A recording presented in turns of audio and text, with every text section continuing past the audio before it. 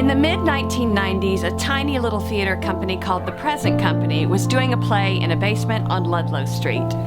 Everyone's reaction seemed to be, "This is great, you should take it to Edinburgh."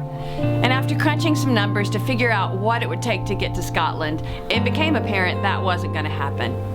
And that's when we had the idea, why not start a Fringe Festival in New York City? We held a town meeting, and I stood there with a clipboard trying to look like I knew what I was doing. And then you came along, and we fell in love, our artists and our volunteers.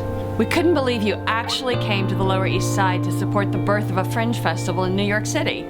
You signed in, you shared your ideas and your passion, and nearly 350 of you gave us a mandate to make FringeNYC a reality. Together, we created a festival built to meet the challenges that all of us faced. You see, back then, the opportunities available to emerging artists in New York City were kind of non-existent.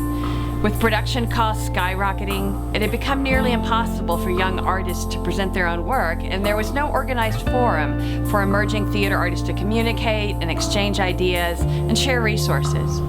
And we hoped that by pooling our resources and acting as a collective, we could achieve greater things than any one tiny theater company could accomplish by itself. And then you came along, and we fell in love.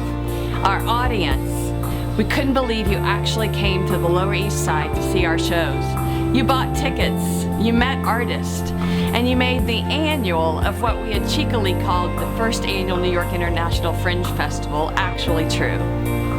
Today, 20 years later, FringeNYC provides a valuable contribution to emerging artists via our collective bargaining power, providing an increasingly rare opportunity for our artists to perform in Manhattan.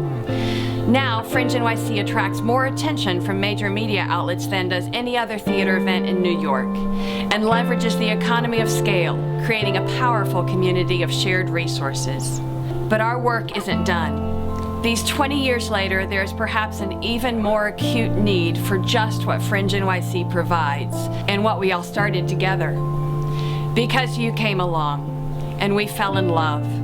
And you, our artists, our volunteers, and our audience have let us know that one of the reasons you adore this festival is simply the opportunity to gather, to enjoy the shared experience of seeing a brand new theatrical work blossom, and then get a chance to chat with the creators and fellow FringeNYC fans.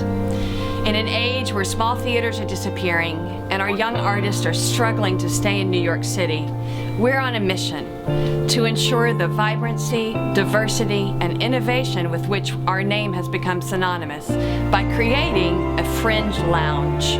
But we need a space, a central hub for the festival where we can all sit down, have a beverage, talk about the shows we've seen, meet the artist, and enjoy being in one place and time in person.